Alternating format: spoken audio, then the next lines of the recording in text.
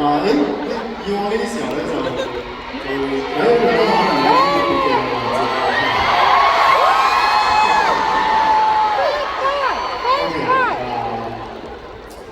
我咧就好想唱一首歌，而我係4月出世，所以英文歌手就特登揀咗呢一首歌俾我同佢一齊唱。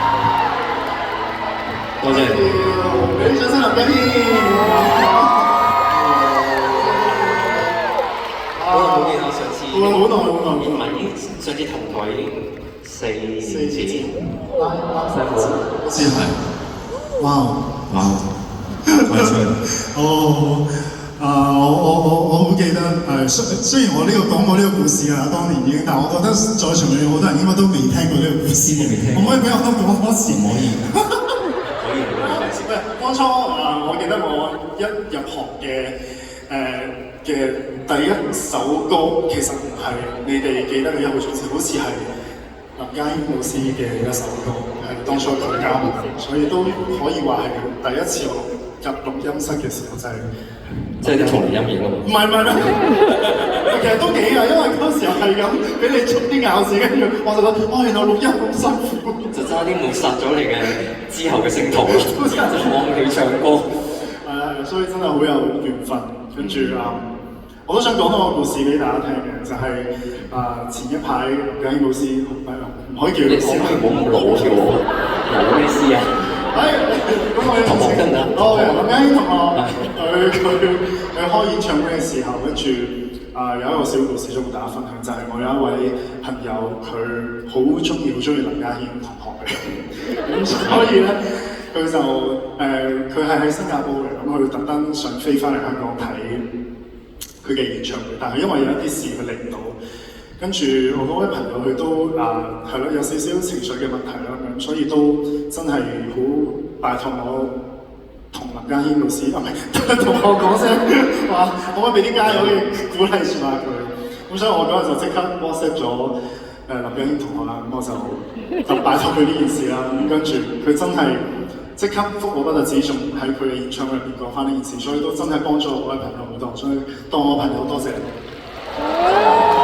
我覺得有時做呢啲嘢，我覺得收翻我同你係有少少一個方向，就係好想幫一啲朋友，但係我哋唔會好想講出聲，你明唔明啊？我明，真係即係你都叫話，即係唔使講咁樣。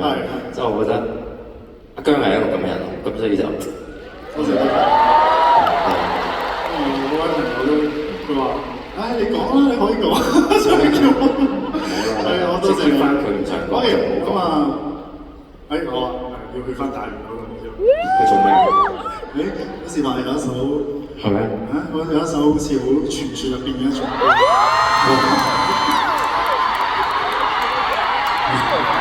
叫大師知識，大家都睇住你大喎，先知你呢隻歌。係啊，即係好似傳説入邊，我哋都淨係唱過一次。今次更計一次啊！今次將會計第二次啦。計第二次啦。上一首傳説入邊嘅一種歌俾大家。有一種傳説。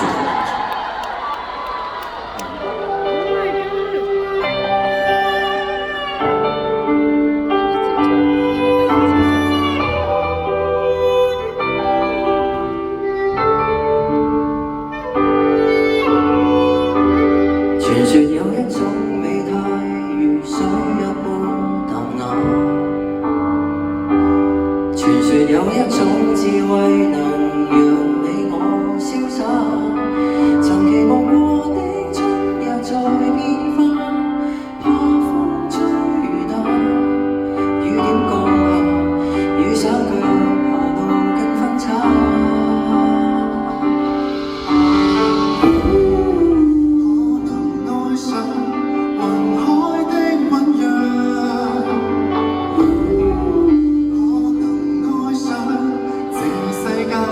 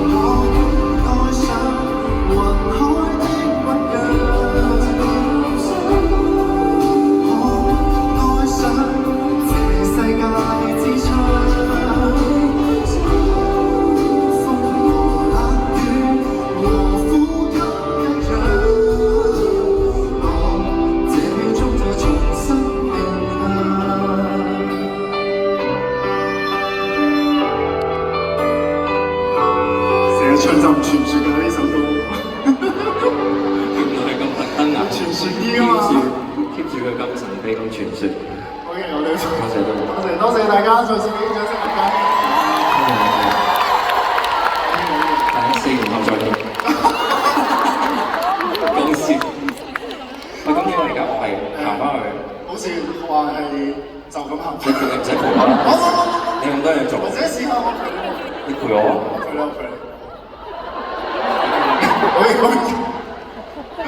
我真係想有嘢送俾你，不過我驚太劇。有啲咩送俾我？嚇？有冇接收？通常有啲演唱會禮儀咧，我自己會想送啲嘢俾嘉賓嘅。哦。好咩啊？OK。唔好啦，你唔好咁樣，你唔好來，等先。呢個冇度過依家呢個咩？冇啊！真係諗咗好耐，送唔送好咧唔算。係之後啲你係金牛座就好硬頸嘅。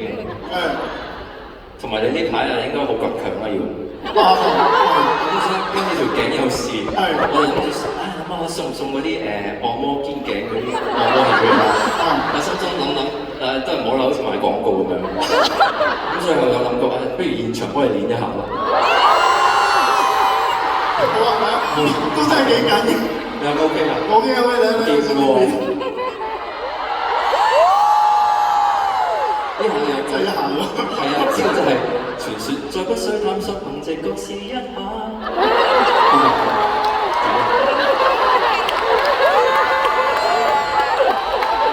你叫我冇到。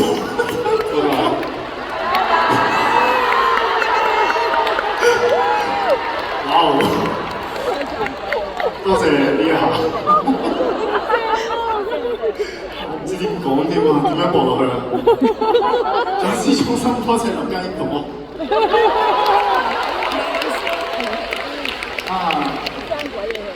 唔記得求佢寫歌添，雖然佢有難產，林家英我幫我寫。